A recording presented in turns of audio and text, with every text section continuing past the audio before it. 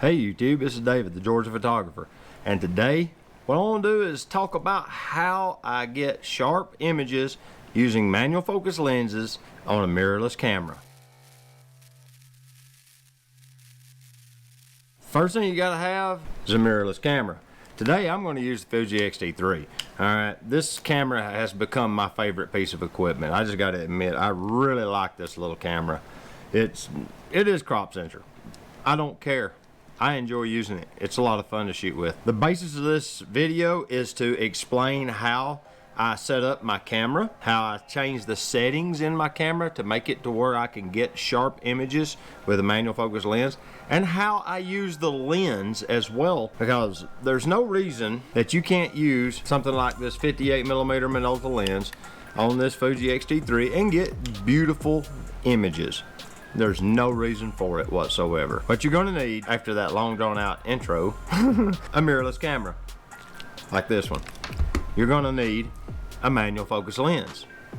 Alright, and you're going to need an adapter for said lens to put it on your camera. First thing we got to do is get our lens prepped to go on the camera.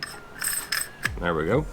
Adapter installed. We'll take this lens off. We'll put this lens on. And now that we're set with our lens on our camera, the first thing you got to do is go into the camera's menu, whichever camera you have. The Sonys will do it, I know. Probably the Panasonics will as well.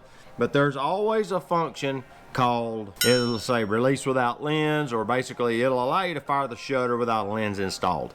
You have to turn that on, or the camera's going to look for a native lens to be able to focus before it'll release the shutter. Now the camera will actually take photos through the manual glass. The next thing we have to do is tell the camera what to do. Since it doesn't have a lens to talk to and it doesn't have communications with the glass, it needs to know what you want it to do. These are the things that I set on the camera to be able to get good sharp photos. First thing I'm going to do is set my ISO to auto. I'm going to let the camera do the thinking about the ISO for a proper exposure. By telling it, I have one of those cardinals that wants to fly up and fight the window. It's fighting its own reflection, I think, and it's constantly out here. It's out here today. Here it is. It's over here mad because it sees itself in the window. And then it's flying over. It's not flying into the window. It flies up to it and then pecks it and then flies away. On the X-T3, this little throw lever under this dial sets the metering mode, okay? And I'm going to set it to spot metering. And by doing that, it's going to allow me to choose the place where I want the metering to happen. That way, the ISO will set based off the subject I choose. And on the X-T3 you have a box. This box you see here on the frame actually shows what's going to be magnified in the magnifier mode. On the X-T3 I've went in and reassigned these two buttons. This one is for autofocus. That one's now back button focus. I reassigned this one to focus magnification, so that when I'm looking through the viewfinder and I got my finger on the shutter, my thumb naturally rests on that thumb wheel. By setting that there, I know that my thumb just has to move over here, hit this button, and now I'm zoomed in on whatever it is that this box is around on the screen. You can move the box around with this little hand wheel thing. I mean, it's not hard to do. You push this little joystick around and it'll move the box to wherever you want. And then when you hit the zoom button, it zooms in on whatever's in that box. Once I've got it set on spot metering and I've got my ISO set to automatic, I'm going to set my shutter to 1/250th of a second. Lock that off because I want to leave it there. Unless it's really bright sun and I want to shoot wide open, then I'll step up my shutter speed, you know, to 1/1000th, 1/2000th, whatever, to get my light back under control if I'm shooting a large aperture in bright light. For most of the stuff I'm doing, I'm going to try to run 1/250th or 1/500th. And the reason I do that is because it'll freeze action. You know, I'm trying to, if I'm trying to do portraits outside and I'm shooting them with this lens does beautiful portraits. So like in my last video, you saw where I done a couple of impromptu face portraits, you know, the headshot portrait style of Sierra and Teresa. With those, I was probably 1/500th, might have been 1/1000th of a second, I don't remember. But that way I don't get any motion blur from me moving the camera. This camera doesn't have stabilization in it, so I don't have that luxury. So I have to come up with ways of minimizing that, and you minimize it by increasing your shutter speed. If you have IBIS, then you can lower your shutter speed some, but 1/250, it seems to work pretty good for that. Of course, it's these being vintage lenses, you adjust your aperture on the lens itself. If you're doing portraits and you want to make sure the face is in focus and that not just the eye and the tip of the nose is blurry, maybe you'll stop it down to f8. It won't hurt anything. It'll still look good. You choose your aperture yourself. That's my point. Basically, I'm setting this camera in manual mode. I'm manually adjusting the aperture and I'm manually adjusting the shutter speed. That's manual mode. Now, I'm running auto ISO. That's for someone getting started in it, okay? Once you've kind of got a grasp on this, these things are, what you see is what you get as far as photos. So you can actually start playing with the ISO yourself and just start adjusting on it. But I find auto ISO works just fine because you're controlling the aperture and you're controlling the ISO. And it's trying to meter, you know, it's trying to figure out what you want there. Let's see. Out on the porch, zoom in on it, make sure it's sharp.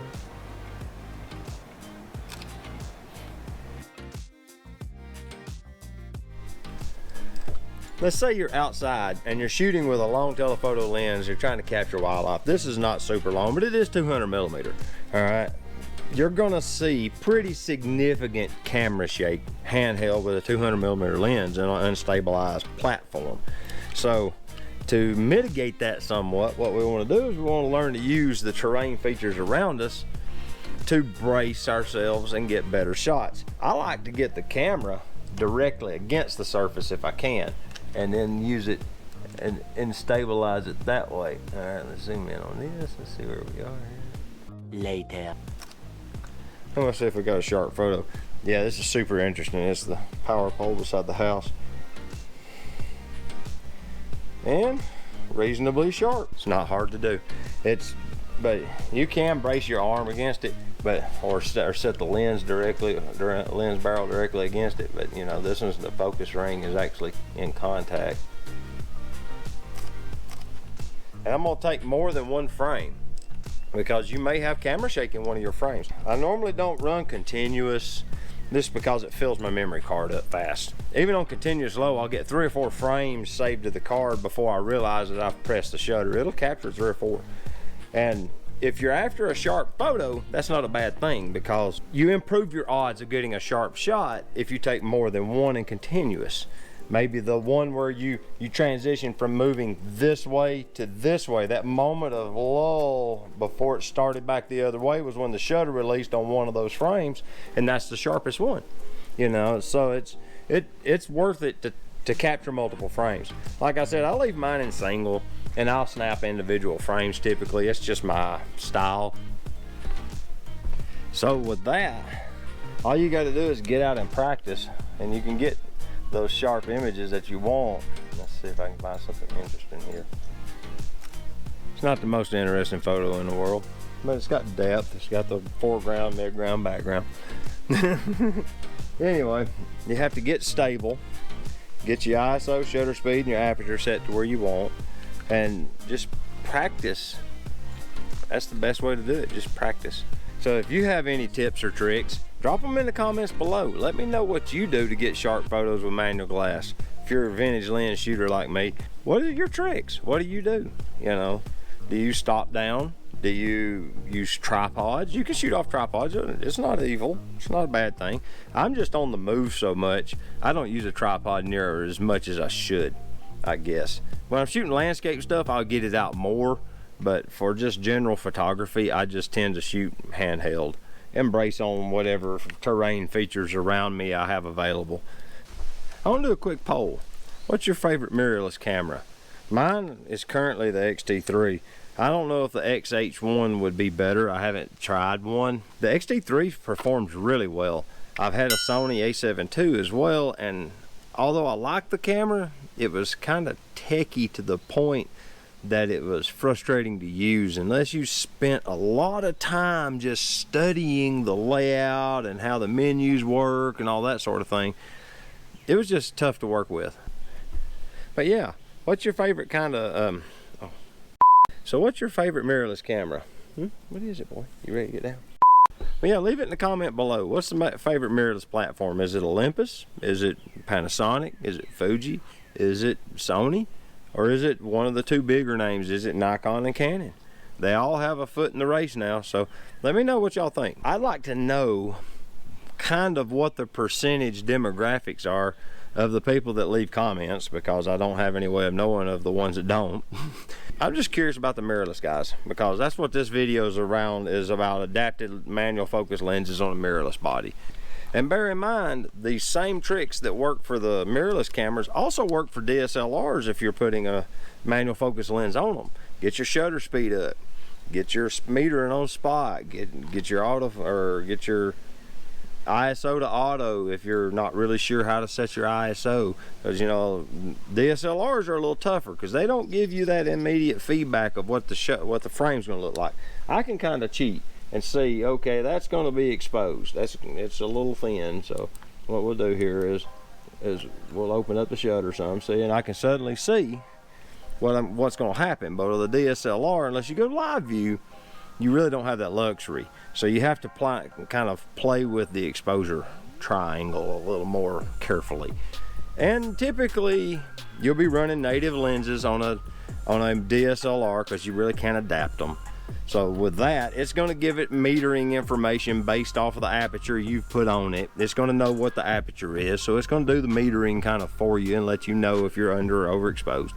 So it still kind of works. I mean, I used them pretty extensively on my D810 with great results. So that's just something to be aware of. So in closing, that's all it really takes to shoot manual focus lenses on a mirrorless camera, you know, and get sharp images. You just got to practice a little bit, understand how to set up the camera, and a whole world of beautiful lenses that are super inexpensive is immediately opened up to you. You don't have to go out and buy these $1,000 autofocus lenses to get beautiful images. What with the adapters that are readily available and mirrorless bodies as easy as they are to adapt to, there's no real reason not to have a few of these in your bag. So with that, if you liked the video, hit that thumbs up. I'd really appreciate it. You guys are awesome.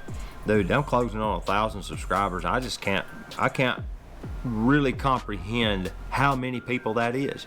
Yeah, I know it's not millions like Peter McKinnon or whatever, but that's not me. I'm not playing the algorithm game, so to get 1,000 subscribers to me, doing it the hard way, is a really special thing, and I appreciate you guys that are all following along. I really do. You're the greatest. If you haven't subscribed and you're watching this video, hit that subscribe button if you want to see more content from me. You know, and the bell does its little thing and all that. So until next time, this is David, the Georgia photographer. Get your camera out and go take a picture with it. All right, we'll see y'all later. Bye-bye.